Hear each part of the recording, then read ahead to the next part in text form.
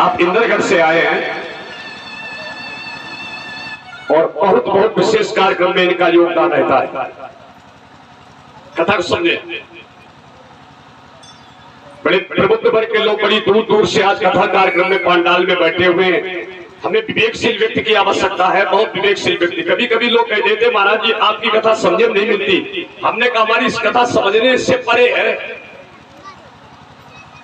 कभी कभी लोग ये कह देते महाराज जी की आपकी कथा हमें समझे में नहीं मिली, कथा समझ के लेवल से ऊपर आई। क्योंकि महाजगत की कथा की चर्चा प्रत्येक प्राणी कर सकता है। कहानी बेटा सब बता सकते स्टोरी, लेकिन कहानी की इसीलिए अपने यहाँ दो चीजें लिखी जाती, उपसंगार और भावार्थ। डॉक्टर हमारी बात समझ रहे हैं आप? उपसंगार और भावार्थ। रानू पूरी स्टोरी कहने के बाद उसका भावार्थ होता है। ये भागवत की कथा सार है और ये संसार निस्सार है। व्यक्ति सांसारिक बात करता है तब लोग उससे बड़ा लाइके भेजते हैं। हमारी बात समझना, वो नई लड़की डेरा वो रूरा की तरफ की थी, बड़ा उसे लाइके मिली बहुत ज्यादा। वो सांसारिक बात पर लोग उससे बड़ा लाइक करते हैं, लेकिन सांसारिकता से हटकर के जब आध्यात्मिकता में शांति के लिए जाओगे तब आपको वो बात समझने से परे हो जाएगी। और कुछ कहूंगा आपसे, जब तक आप थ्योरिकल को प्रैक्टिकल नहीं करेंगे तब तक आपको आनंद आई नहीं सकता। थ्योरिकल के बाद प्रैक्टिकल, ज्ञान प्रैक्टिकल होना चाहिए। प्रैक्टिकल केवल ये कहने से नहीं कि चोरी करना पाप है। जब आप चोरी करना पाप समझ करके अपने जीवन में उतार ले तब आपको मालूम पड़ेगा कि चोरी कर छोड़ने से क्या लाभ। कहने से नहीं, करना पड़ेगा। परीक्षित जी ने केवल सुनी नहीं बात, बेटा हमारी बात समझो। अब देखो ये लेवी तुम्हारे ऊपर से मैं बोल रहा हूं, अलग से बात। परीक्षित जी ने सुनी नहीं है, परीक्षित जी ने समझी। अगर समझी ना होती तो परीक्षित जी को श्राप लगाता 7वें दिन तुम्हें काला नांग खाएगा। अब जिसको ये चैलेंज करके कह दिया जाए कि 7वें दिन तुम्हारा इस जगह पर मर्डर हो जाएगा तो वो व्यक्ति रुकेगा, तो भाग जाएगा। परीक्षित नहीं हटे क्योंकि परीक्षित जी को प्रैक्टिकली ज्ञान करवाया गया था। क्या कि तुम शरीर नहीं हो, तुम देह नहीं हो, तुम देव हो। अगर परीक्षित की दृष्टि देह में बनी रहती, अगर परीक्षित की दृष्टि देह में बनी रहती तो इनके अंदर मरने का भय होता। लेकिन ये देह से हट गए और देव से मिल गए, और जब देव में मिल गए तब समझो आत्मा तो अजर और अमर है। परीक्षित जी ने कहा शरीर मेरा छूटेगा लेकिन आत्मा के ऊपर कोई अटैक नहीं कर सकता है। परीक्षित डर गए। अब इस चीज के लिए तो बड़ा चिंतनीय व्यक्ति की आवश्यकता है। ये जो तमाम दूर दूर से लोग केवल इसीलिए आए हैं, बड़ी भोलेनाथ की कृपा से हमारे पास में अनलिमिटेड कार्यक्रम आते हैं, तो सब लोग जानते हो। और इस कार्यक्रम की इस डेट के लिए तो रिकॉर्ड हो गया। ये 21 वाली डेट हमारे लिए चुनौती बन गई। कई लाख रुपया इस डेट पर दाव लगा। भोलेनाथ अंदर बैठे सो रहे, कई लाख रुपया। ये डेट हमें दीजिए। लेकिन भोलेनाथ कृपा भी बोलना हमें यही था। इससे सबने हमारी बात को समझो बेटे, हमारी कथा समझ से ज्यादा अलग है। और जब तक आप अपनी सोच और समझ को बदलोगे नहीं तब तक आप घर में फ्रिज कूलर खूब इकट्ठे करने वाले की शांति नहीं मिलेगी। ये जितनी भी सुख सुविधा के साधन हैं ये हमारे तुम्हारी जिंदगी के हैरानी के कारण बनेंगे। ये सब हमने हैरानी इकट्ठी कर रखी है। पैदा कम और खर्चा ज्यादा, ये मिटने के लक्षण हैं। तिवारी, पैदा कम खर्चा ज्यादा, ये मिटने के लक्षण हैं। ताकत कम और गुस्सा ज्यादा, ये पिटने के लक्षण है। ताकत कम और गुस्सा ज्यादा, पैदा कम और खर्चा ज्यादा। ये कोरी कोरी रंगबाजी उतने दिन तक चलेगी, एक सीमा है। बात को समझ लो। अब भी मान लो कल्याण के लिए हमारी बात को समझना पड़ेगा। स्टोरी नहीं सुना रहा हूं, कहानी नहीं सुना रहा हूं, कथा नहीं सुना रहा हूं, ये तुम्हारे जीवन की समस्या का समाधान मैं कर रहा हूं। समझो रानू, ये तुम्हारे जीवन की समस्या का समाधान कर रहा हूं। समस्या का समाधान तभी हो सकता है जब बाहर से नहीं आप अंदर से जुड़ जाओगे। तुम्हारी समस्या का समाधान तत्क्षण। जब तक सुनते रहोगे तुम्हारी समस्या दूर नहीं होगी। जिस दिन समझने लगोगे उसी दिन समस्या समाधान। कार्यक्रम में कथा बजे थोड़ा मिलते हैं, मैं गाना बजाने में गाना बजाना बहुत कम करता हूं, बहुत कम। हमारा लक्ष्य ही नहीं। हमारा उद्देश्य कि बहुमूल्य समय को अब अरे बेटा ऐसे समझो, मैं उस दिन बोल चुका हूं, ना तुम्हारी साड़ी की कीमत हो रही, ना तुम्हारी चमड़ी की कीमत हो रही, तुम्हारी शिक्षा की कीमत हो रही है। जब तक शरीर के अंदर तुम्हारा श्याम बैठा है तब तक तुम्हारे पैर छुए जा रहे हैं। और शरीर के अंदर जो बैठी हुई शक्ति निकल जाएगी, तुम्हारा व्यक्ति तुम्हें छूने के बाद नहाएगा, तुम्हारा ही तुम्हें छूने के बाद नहाएगा। कथा कहानी वाले आपको बड़ौदा खूब मिल जाएंगे, लेकिन तुम्हारी व्यथा दूर करने वाला कोई मिलेगा जो तुम्हारी समस्या समाधान कर दे। ये चारे बहुत कीमत ना लगाओगे तो। बड़ा भाव से किस्वापुर की पूरी समिति बैठी हुई कथा करके गए थे, सब बैठे माल्यार्पण करने के लिए पूरी समिति के लोग वहां से आए। हाँ, ये बार बार कार्यक्रम में क्यों मिल रहा है? अनौगी लगातार, भवानीपुर लगातार, शेरमऊ लगातार। अब तो तुम्हारे क्षेत्र में एकदम डंका बजा दिए, चारों तरफ हल्ला मचाए घूम रहे हैं। हाथ पांव वाले क्षेत्रीय डॉक्टर पंडित लोग कहने लगे, क्या किया भैया, तुम तो हमारा क्षेत्र छुड़वा दे रहे हो। अरे हमने भैया ऐसी कोई बात नहीं है। अरे हमने कहा आप लोग अच्छे कथाबाज को बेवकूफ भी कहीं पड़ा रहेगा। जिंदगी उसी जगह पर आओ, अहमता छोड़ देना। हम वर्ग से हटकर कथा कहते हैं। हमारे अंदर अगर ये बना रहेगा, पंडित जी, हम पंडित जी हो गया काम, हम पंडित जी, राम जी को अगर ये बनाता राम जी तो राम राज होते नहीं। अगर ये बेटा राम के अंदर भाव होता कि हम राम जी है तो राम राज नहीं होता। मल्लाह को छाती से लगाया, सबरी के आश्रम पर गए, कोल भीलू से मिले।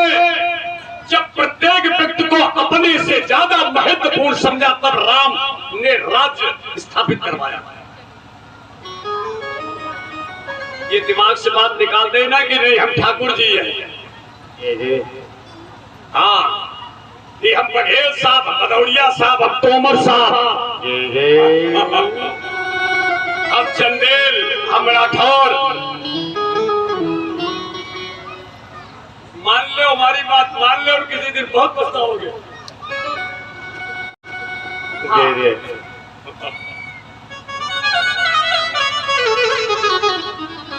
थोड़ी बात खराब नहीं लग सकती, हो सकता का बहुत ज्यादा खराब लग जाए।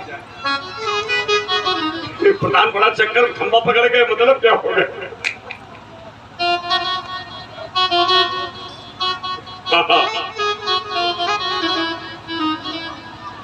ठीक ठीक से रहो, ठीक ठीक से, अच्छे मन से रहो। शंकर जी, भगवान भोलेनाथ ने रामायण को लिखा, रचना की, और जब कथा सुनने के लिए चले तो उसी जगह आ जाओ। आप लोग बार बार कथा सुनती नहीं, अभी मैं 6 बार बोल चुका है। रामायण किसने लिखी? रामायण का रचयिता कौन है? बता भाई, तब से चिल्ला रहे हैं, इसीलिए घुमा फिरा तो मुझे बोलो। कहाँ चली गई? शंकर जी। ये बताओ रामायण किसने रची? तुम्हारी पत्नी बड़ी बोली भोलेनाथ ने। तुलसी दादा नहीं लिखी है, वाल्मीकि ने नहीं लिखी है, किसने लिखी है? ये बैठे, ये अंदर पप्पा बैठे, इन्होंने लिखी रामायण। ये अंदर बैठे परीक्षित जी थोड़े एक्शन में बैठो, एक्टिव रहिए। आपसे ज्यादा तो परीक्षित एक्टिव, परीक्षितानी एक्टिव है।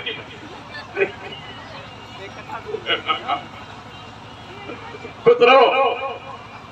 अब लेकिन समझ ज्यादा हुआ जा रहा है। लेकिन वो अपनी सारी अहमता छोड़ करके चले कैसे? एक बार त्रेतायुग माही शंभु गए, कुंभज ऋषि कायदे में प्रधान जी लिखना चाहिए था, देवादिदेव महादेव जी कैलाश पर्वत से प्रयागराज में पधार रहे हैं। कायदे में तो ये लिखना चाहिए, रामायण महाकाव्य के रचयिता परमादरणीय परम पूजनीय देवादिदेव महादेव जी आज कैलाश पर्वत से प्रयागराज में पधार रहे हैं। लेकिन नहीं, आज भोलेनाथ ने सारा प्रोटोकॉल तोड़ दिया। जिन्होंने रामायण महाकाव्य को लिखा है वही भोलेनाथ जब कथा सुनने के लिए चले तो महादेव बन के नहीं चले, शंभु बन के चले। शंभु गए, समस्या पैदा हो गई, समस्या लेवल से बाहर कथा हो गई। महादेव बन के नहीं चले, समझ रहे परीक्षित जी? हाँ, ये चीज शब्द बहुत संभाल के रखना। आप तो बहुत कुछ समझते हैं। केवल शंभु गए और साथ में जानते कौन चला और जा कहा रहे हैं? जो लड़कियां पोस्ट ग्रेजुएट बैठी हो, जा कहा रहे हैं? प्रयागराज में। किनके पास? एक बार त्रेता जुगमाई शंभु गए कुंभज। किसके पास जा रहे? कुंभज। कुंभ माने क्या होता है? घड़ा। कुंभ माने घड़ा होता है। और शंकर जी जानते क्या है? कृपा सिंधु शिव। शंकर जी जानते क्या? क्योंकि महादेव है ना। और सुनने के लिए जब चले तो शंभु बन गए हैं। अहमता, ये अहम शब्द बता दिया। बात समझ रहे? नहीं समझ रहे? बात समझ रही नहीं समझ रहे? चिल्ला ही रहे तो ठीक है।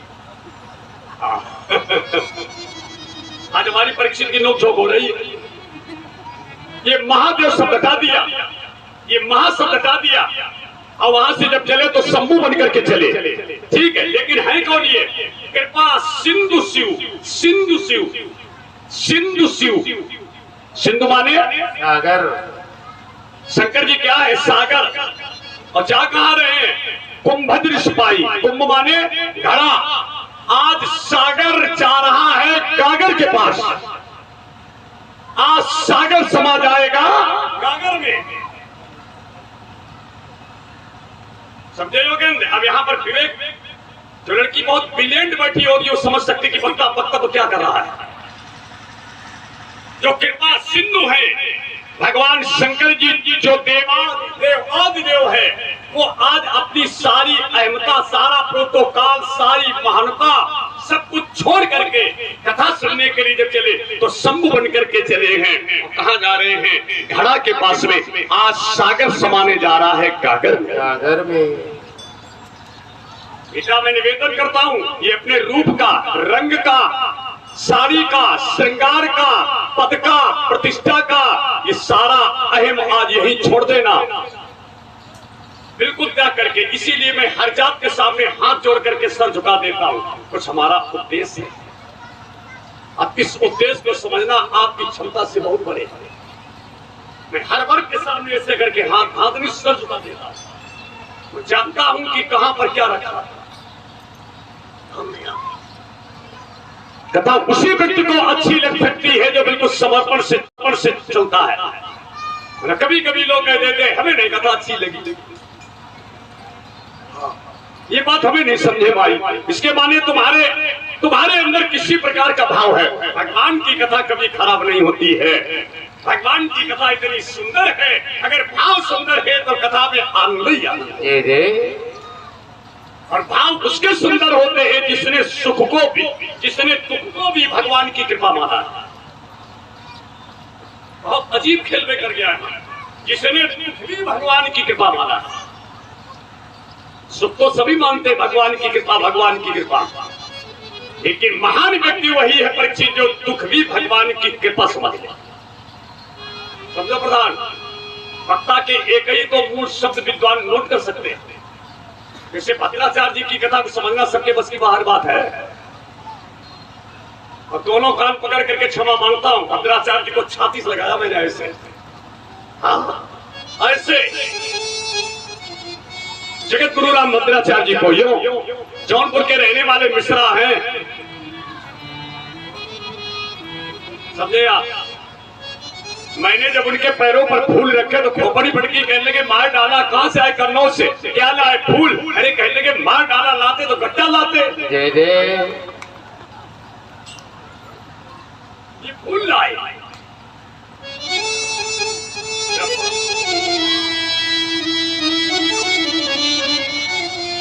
बहुत अपने जीवन में आनंद लूटा, हमारा भगवान जानता होगा। ठाकुर जी, हाँ सही। ठाकुर जी तुम्हारी लीला बड़ी निराली है। तो किस्मत वाले रहे, तमाम लोग हमारे साथ में आनंद लूट ले गए। जान दीजिएगा अपना कर बैठे थे। वो भी चांस था, वो भी वक्त था। देखो जो बड़े बड़े महापुरुषों के दर्शन हो गए, पीछे देखेंगे क्या? ये बिल्कुल रियलिटी बात कर रहा हूं। लोग आप तुम्हारे 10 शिष्य बैठे हैं सब। शंकर जी सारी अहमता त्याग करके आ गए, लेकिन साथ में देखो अहम, देखो कितना साथ में अहम कितना है। शंकर जी तो अहम छोड़ करके चले, और जो उनकी पत्नी महोदया थी, उनकी पत्नी महोदया कितनी चली अहम में। संग सती जग जननी भवानी, जग जननी भवानी, थोड़े बहुत नहीं, जग जननी भवानी। तीन तीन विशेषण, तीन तीन विशेषताएं। अब बताओ जिसको तीन तीन विशेषता अपनी लगी उसे कथा अच्छी लगेगी। जो वो राम कथा,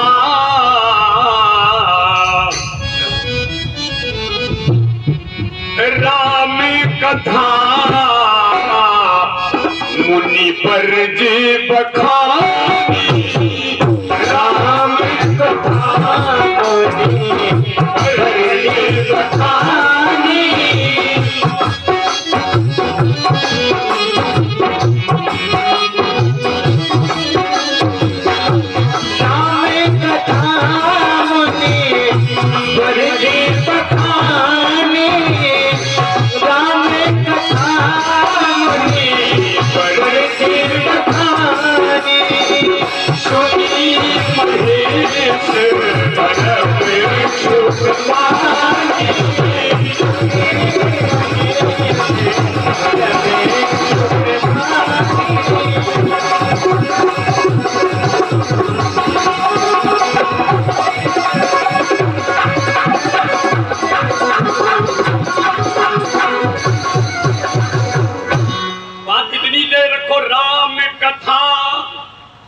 मुनि बरज बखानी,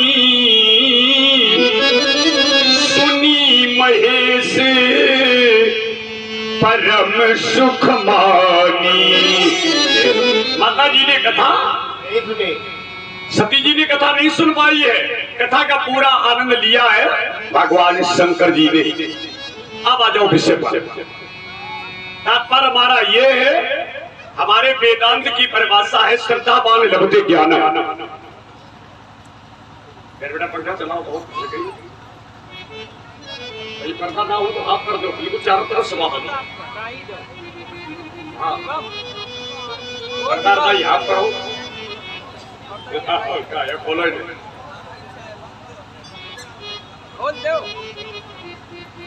और परीक्षित जी करे खोल दो।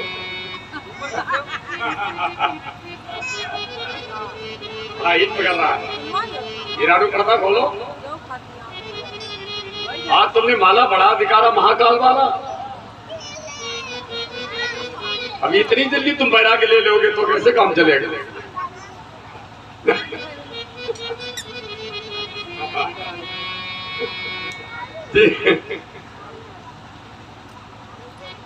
बहुत भाई परिश्रम रहा, बहुत बहुत बड़ा उतार चढ़ाव के बाद कार्यक्रम सफलता को जा रहा है। अब आ जाओ कथा में। बात हमारी वापस समझी जितनी बात मैं कह रहा था। भगवान की मैडम चली है साथ में, भोले बाबा की मैडम हाँ, वो कैसे नहीं? जग जननी भवानी। अच्छा बताओ अब कथा कैसे अच्छी लगेगी? अगर तुम्हें ये एक अहम बना रहे कि फैक्ट्री मालिक है, हम मट्टी पर कैसे बैठे, बताओ धूल लग जाएगी तो तुम्हें आनंद आ ही नहीं सकता है। और समर्पण से व्यक्ति चलेगा, ओहो उसको तो अपने घड़ी का टाइम में नहीं याद रहेगा। अब समझो, अब ज्यादा बात अब बहुत बढ़ गई बात। 2 मिनट संगीत बंद हो गया। जब भोलेनाथ अपनी सारी अहमता त्याग करके चले तो बताओ वक्ता ने श्रोता के साथ क्या किया? श्रोता कौन है? शंभू। श्रोता कौन है? शंभू जी। वक्ता कौन है? अगस्त जी। अगस्त जी ने जिस समय डॉक्टर देखा कि श्रोता के अंदर भावुकता है, श्रोता अपनी सारी अहमता त्याग करके आया है, श्रोता ने अपनी सारी अहमताएं त्याग दी हैं, तो वक्ता गद्दी से उतर गया और पूजे ऋषि अखिलेश्वर जाने। भाव पक्ष देखें, अगस्त ऋषि महाराज जी ने उतर करके पूजे ऋषि। अब गद्दी पर बैठ थोड़ा पूजा है, समझो, आप समझो। कथावाचक छुन्ना यादव कथावाचक थे वहां पर अगस्त मुनि जी, और श्रोता थे शंकर जी। जब श्रोता के भाव इतने अच्छे देखे तो अगस्त जी ने गद्दी छोड़ दी, नीचे उतर करके यथोचित वक्ता ने श्रोता का पूजन किया। पूजे ऋषि अखिलेश्वर। बताओ आप, वक्ता से श्रोता का स्थान जरा भी, एक भी स्थान पर नीचा नहीं है। इसीलिए वक्ता श्रोता के चरणों की तरफ अपने हाथ बढ़ाता रहता है। बोलो कितना सम्मान दे।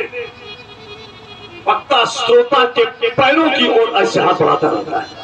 जो श्रोता बेटा अंदर से समर्पित होकर कथा सुनने आता, उसके लिए, हाँ, जो अंदर से भाव बना करके चला कि चलो महाराज जी के सत्संग को प्राप्त किया जाए। अजीब खेल है सब। अब देखो फिर सुनो बात, वहां पर भगवान शंकर जी भी बैठे और माता सती बैठी। सती जी ने कथा नहीं सुन पाई। तुलसी दादा क्या बोले?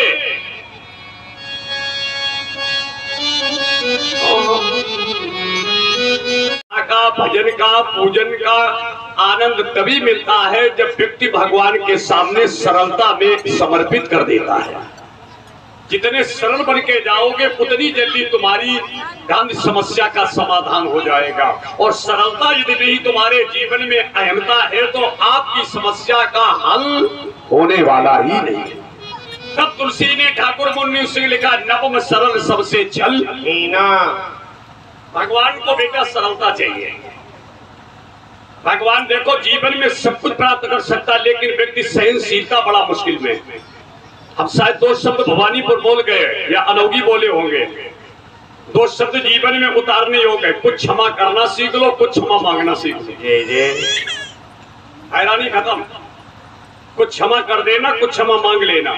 चाहे बहू बैठी हो या सास बैठी हो, या फिर बाप बैठा हो या बेटा बैठा हो, देवरानी बैठी हो, जिठानी बैठी हो, ये सूत्र हमारा हर जगह लागू कर देना। कुछ क्षमा मांग लेना, कुछ क्षमा कर देना, समस्या समाधान।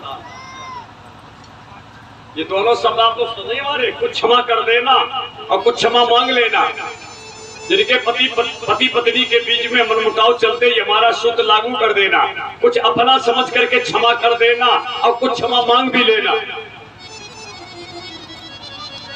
ये हमारा सूत्र हर जगह पर तुम्हें लाभ देगा। कुछ क्षमा करना और कुछ क्षमा मांगना, समस्या का हल। अगर आप क्षमा कर भी नहीं रहे, क्षमा मांग भी नहीं रहे, तो कोतवाली में अपनी मेहनत की कमाई आप ले जाइए, डंडा खाइए, पेमेंट कीजिए, घर में लौट के आ जाइए, सुलेनामा दाखिल।